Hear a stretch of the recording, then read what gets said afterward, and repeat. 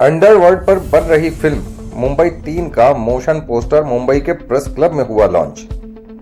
आपको बताते चलें कि बॉलीवुड मुंबई के मशहूर निर्माता निर्देशक और सेंसर बोर्ड के पूर्व अध्यक्ष व मोशन पोस्टर लॉन्च के चीफ गेस्ट प्रहलाद नीलानी ने अंडरवर्ल्ड पर बन रही हिंदी फीचर फिल्म मुंबई 3 का motion poster press club Mumbai में लॉन्च किया। इस अवसर पर फिल्म के मुख्य अभिनेता शम्स राठौर, डायरेक्टर प्रिया राठौर, प्रोड्यूसर शाहबाज ए राठौर, लेखक हरीश पटेल, अभिनेत्री रितिमा गुप्ता और इकबाल जी के साथ रविंद्र अरोड़ा मौजूद रहे। कार्यक्रम के एंकर रामा मेहरा थे। जब स्क्रीन पर इसका मोशन पोस्टर दिखाया गया तो सभी ने इसकी खूब तारीफ की। प्रहलाद नीलानी ने मीडिया से बात करते हुए कहा कि मैं यहाँ 14 वर्षीय यंगस्टर शम्स राठौर की वजह से आया हूँ, जो मुंबई 3 की बदनाम गलियों में रह रहा है, लेकिन उसे ऐसी परवरिश मिली है कि उसके इलाके में रहने के बावजूद उसने स्पोर्ट्स में अपनी अलग पहचान बनाई है। इस फिल्म का कॉन्सेप्ट उसने सोचा, इस विषय पर रिसर्च किया और रियलिस्टिक सिनेमा दर्शकों को देने जा रहा है।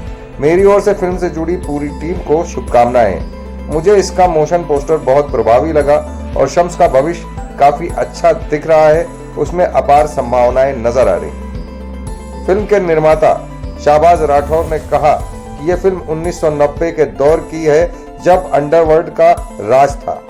उसी युग की सत्य घटनाओं से प्रेरित फिल्म मुंबई 3 उस वक्त की राजनीति और अंडरवर्ल्ड की सांठगांठ को दिखाएगी। दरअसल इस फिल्म में सामाजिक संदेश भी है कि कैसे एक बदनाम इलाके में रहने वाला भी अपनी जिंदगी में कुछ बड़ा कारनामा कर सकता है। फिल्म में एक महत्वपूर्ण भूमिका निभाने जा रहे शम्स राठौर ने कहा कि इस फिल्म की स्टोरी उनके पिता के आंखों देखे हाल के इर्द गिर्द घूमती है। जब लोगों ने ऐसा काम किया है तो उसे फिल्म में दिखाना तो गलत नहीं है। मैं सिनेमा में सच्चाई पेश कर रहा हूँ। संविधान में ऐसा नहीं लिखा है कि सच्चाई को फिल्म के माध्यम से नहीं दिखाया जा सकता।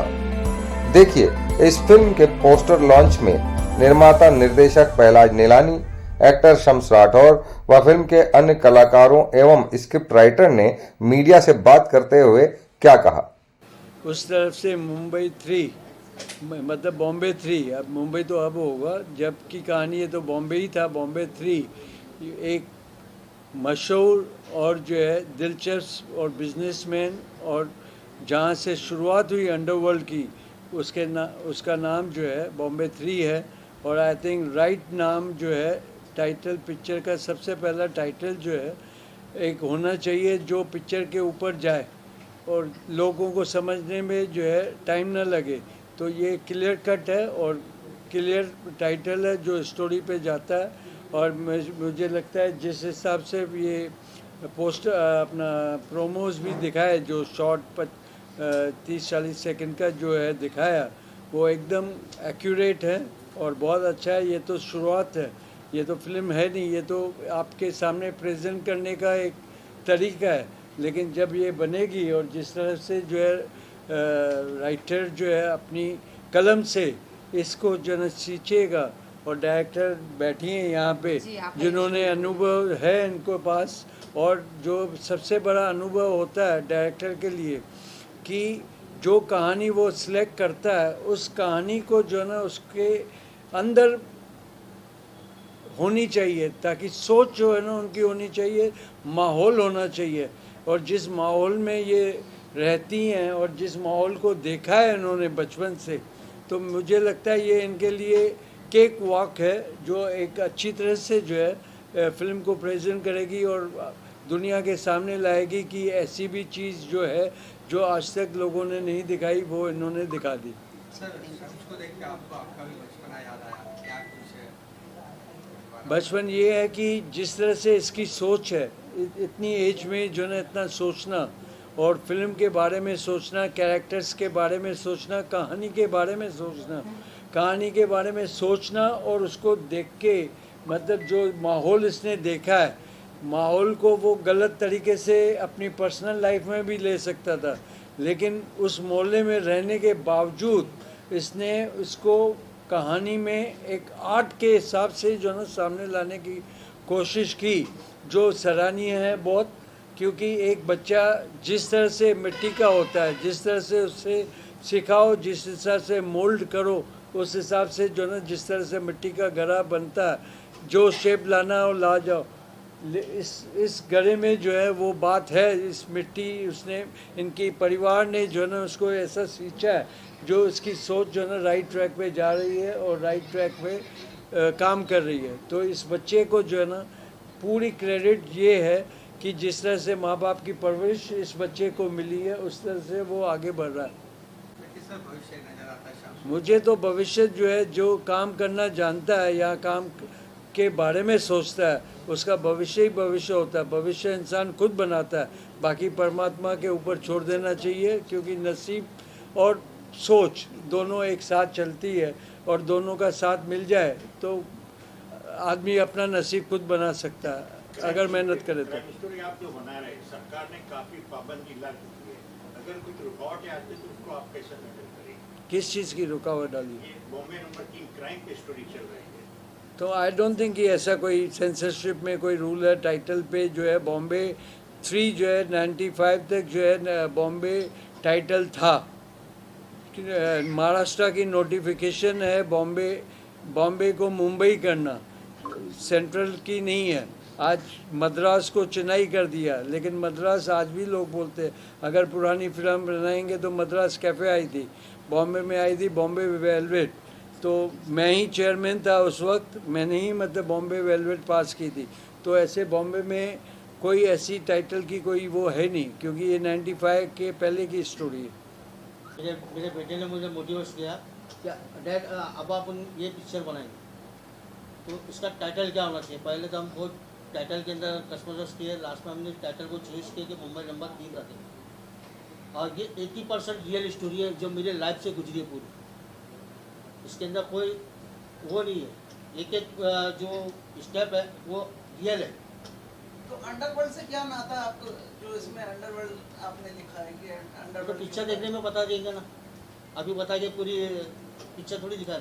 उस टाइम के क्या हुआ था, उस टाइम की वोटिंग की हालत क्या थी, उस टाइम के नेता लोग का क्या रवैया था अंडरवर्ल्ड के साथ में। क्योंकि उस टाइम पे उस जगह पे हम कहीं ना कहीं 16 साल की एज के थे, तो हमको ऐसा लगता था कि हम भी भाई बने तो भाई लोग के आजू बाजू में खड़े रहते थे। तो उनका सब हाव भाव हम लोग देखते थे, क्या होता था, कौन नेता आ रहा है, क्या बात कर रहे नेताओं से, नेता लोग को कैसा झड़का भगाते थे।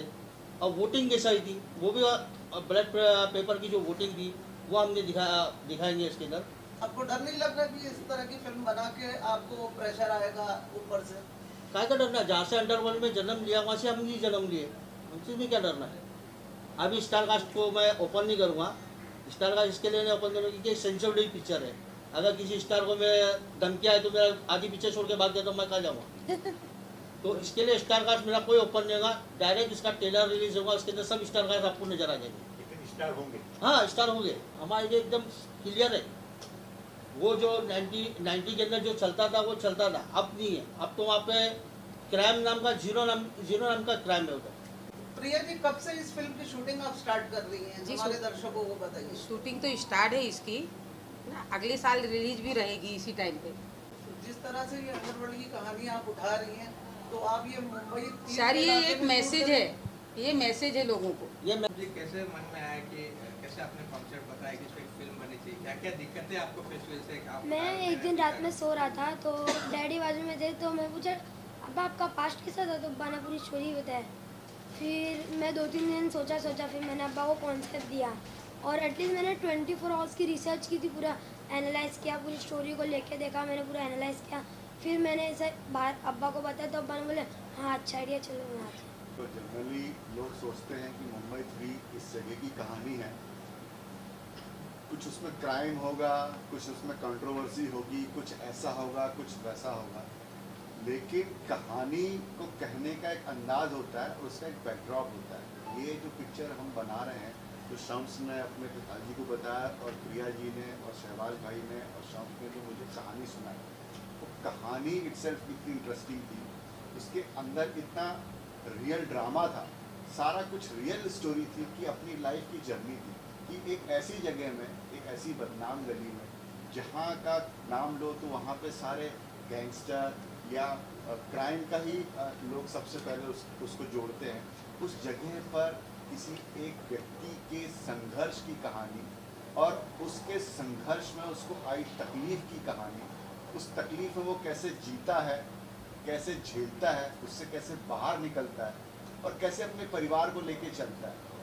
कहानी तो ऑलमोस्ट हम सबको समझ आ गई, बहुत क्लियर है कि एक बच्चा कैसे उस चीज़ से स्ट्रगल करके आगे बढ़ा है अपनी ज़िंदगी में, उसने कैसे चीज़ों को अचीव किया है। और हम हमेशा रोते रहते हैं ना, हमारे पास ये नहीं है, वो नहीं है, ये नहीं है। बहुत सारे लोग इस लाइफ में ऐसे भी हैं जिनके पास कुछ भी नहीं है और उन्होंने बहुत कुछ हासिल किया है। तो ये उसका एक छोटा सा मतलब और वैसे किसी की ज़िंदगी को आप 3 घंटे में नहीं दिखा सकते हो, तो उसने अपनी पूरी ज़िंदगी, इवन अपने माँ बाप की ज़िंदगी को भी उस 3 घंटों के फ्रेम में उतारा है। तो हमें बहुत कुछ सीखने को मिलेगा। मैंने इससे पहले गली गाइस गली गाइस के ऊपर काम किया था। मेरे हिसाब से नाज़िमा आंटी और वसीम अंकल के प्यार के जो बहुत ज़्यादा आगे गया था वो, मैं बहुत थैंक यू बोलना चाहता हूँ उनको।